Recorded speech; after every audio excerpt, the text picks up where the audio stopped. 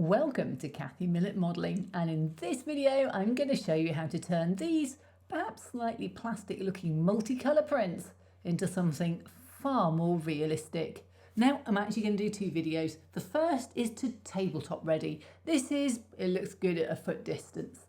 The second video will be how to take that to something that's more like a diorama level. Now first up, these are printed in multicolour. Some of the items are split for printing, like the moles at the front. Some of them are printed with multiple swaps of colour, and I used my bamboo P1S for that. It's quite wasteful. There are better printers coming out on the market. Watch this space, I think. So the first stage is to take this artist acrylic, raw umber, one of my favourite colours for this, and a weathering sponge. Now this is a plastic tube with a bit of fine sponge in. Fine, because we want small little pinpricks of colour.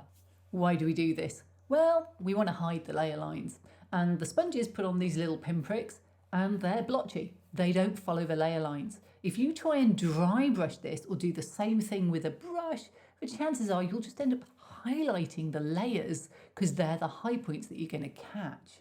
A sponge will also catch the high points, but it doesn't put on a streak, it puts on a dab, and you get a completely different effect. Now I'm using this over a basic silver PLA, and the orange will also get done. I really like the way this looks. If you don't want it to look as stark, choose a colour closer to the actual colour that you've printed in. Now for me, because I want this to look worn, I try and catch the edges, which is just exactly what a sponge does. In fact, if you try and get it into the little grooves and ridges around things, you'll struggle to do it with a sponge. We'll come to a way to deal with that in a minute. I did almost everything with this same technique. Is that a bit boring? Maybe, but if I want to add in pieces later, I know they're raw umber and a weathering sponge, and I can easily paint up another one without particularly worrying. But I did want just a little bit more variation in colour, so this is burnt umber. Yep, same family, so it ties in well, just a little bit redder in colour. And I'm actually using this as a paint. Now the trick is, I've painted in matte filament. Almost everything except silver is matte. So the paint sticks to it quite well. Should I prime? Well, if it wasn't a multicolour print, I probably would have. But for this, I want the brown to show through slightly. So it's a bit of a balance and a bit of a learning point. How thin do you actually want your paint to be? Thin enough so the brush marks don't show. This is quite a thick artist acrylic. It's nice and cheap, but it can leave brush marks if you're not careful. And then just enough difference in colour that when you put it on, if you miss a bit, the brown will still look realistic. And every now and then you'll just need to go through and clean it off pieces that you don't want. Now, I used a really big brush for this. The other way to do it, of course, is just to use a smaller brush and be more delicate. Now, if you just paint everything, there's no point doing it in multicolour. So what I want to use is some of that multicolour peeping through, and that's where kitchen towels come in. You put on a thick enough wash that it isn't going to sit in the layer lines too much, and you wipe it off with your paper towel. It works on all sorts of rock work, from those finer ones through to this chunky one. And the real trick is just to work out what thinness you want on your paint. You want it thick enough to wipe off and thin enough to stay in the cracks. The only thing to watch though, this was an expensive multicolour piece because there were so many changes. And yes, I can wipe a lot of the paint off, but it stains lighter colours. You saw that on the markings already. And even if I try and take it out, I still end up with these looking slightly brown. But multicolour has made this incredibly quick. I don't have to worry about catching everything, and it just makes such a difference in speed and time. So far, so brown. Time for something else. Now these are both warm grey. Hard to believe, isn't it? One's very grey, one's very beige, and actually I wanted to colour in the middle, so I actually just mixed these up as I went. I really could have done these in any colour. I literally am just painting them, except the backs have a rock pattern on them. So this way they match, and I can use the backs if I want as part of corridors. But how to make them look alien? Well, first of all, they're a bit bland. They're just greyish. So I took a light beigey colour and dabbed it onto all of the bits that are prominent and sticking out, just to give it a little bit more depth. This round sponge was perfect for the curved tunnel walls. Time to experiment. This body shimmer by number 17, I probably bought it when I was 17. I've had it for decades. I decided that I was going to use this to add an ethereal glow to the tunnels, but I also wanted them to be glossy. So I decided, hey, let's try UV resin. It's really easy to use, and I find UV printer resin doesn't work half as well. But I did an experiment. I tried these underneath and I tried them on top, and I actually liked both, so I did both. Now, a couple of learning points. 1, wear gloves. No matter how careful you think you are, you're going to get this on the fingers. As soon as I got it on my fingers, I was like, ooh, big mistake. This stuff is not nice. And I went and put gloves on. 2, wear a mask, or preferably both, somewhere incredibly ventilated. I'm in my loft. I had a howling gale across this and these stunk. So just be careful. UV resin is great though. It does set up really nicely. And I was able to go over this afterwards with a little bit of shimmer dust, just using up some stuff that I'd splattered everywhere. Now, just 1 point.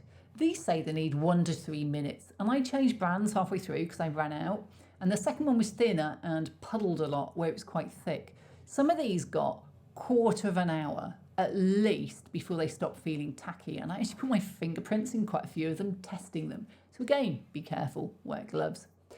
But I was really pleased how they turned out. They get this kind of weird iridescent shimmer. Really cool. And alien, which is what I wanted. And where you have worm tunnels, you need worms. Now, there's actually 2 sorts I've done. One with a mouth for eating rock and one with a mouth for eating people. There's even baby versions. And it's back to sponges. This is Terre Verte Hue, which I think translates as green earth.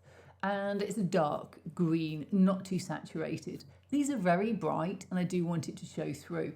So I did a few layers. First of all, I did a sponge layer with this dark green on the top. Then I used a bit of the colour that I'd used on the worm tunnels underneath. It's often common in animals, reptiles, mammals, that they have a lighter colour underneath and a darker colour on top. So I'm just referencing that really. Again, just splodged on with a sponge. I then did a slight detour that I ultimately didn't like on top but liked underneath. And I used this acrylic iridescent medium. Now it's a medium because it's supposed to be mixed with a colour, but I just used it neat because I wanted to shine. And I wasn't convinced the body colour, which was quite fine, if I rubbed it on, wouldn't just highlight the layer lines, so I decided to use a sponge instead. It's just a little pale on top.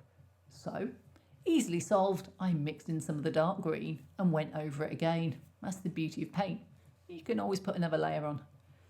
Finally, I mixed in some beige and painted the mouth. It takes a couple of coats with an artist acrylic, so don't be tempted to make it too thick or you'll just get brush marks. The very last thing was giving him some pearly whites. Time to put everything back together. Now, I have deliberately painted all these separately because it's modular and I might want to swap it around. But in reality, the next stage is easier done when they're all in place so that you get the right effects. So everything goes back on and there's 4 1-foot squares. I may not have mentioned it, but all of the round tunnels have tops too. Now for the square tunnels, you can just put a piece of card over, but it's a really great way of doing a fog of war. Not so great for photos as you can't actually see anything inside, but it's brilliant for a diorama if you want like a shadow box effect. Anyway, enough about that. It's time to get to the next technique.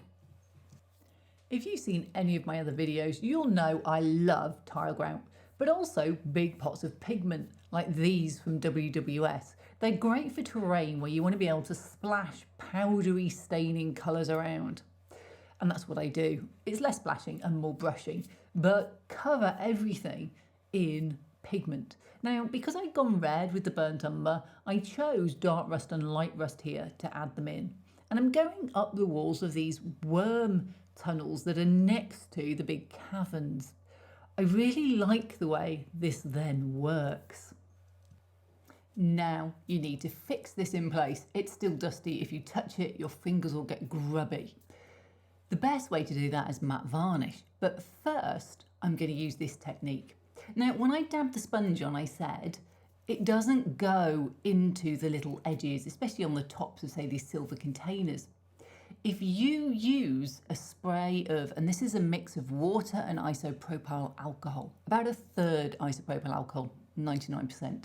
If you splash this on, it will splash it beautifully up the sides of the worm tunnels, and it will cause it to run into all of the edges and gaps. It will clean it off a little bit, not a huge amount, off the surfaces, and you get a really realistic just spatter and running.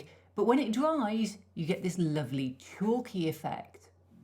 Now that will diminish a bit if you use matte varnish, and I'm not going to matte varnish it because there's part 2 where I'm going to do something else first.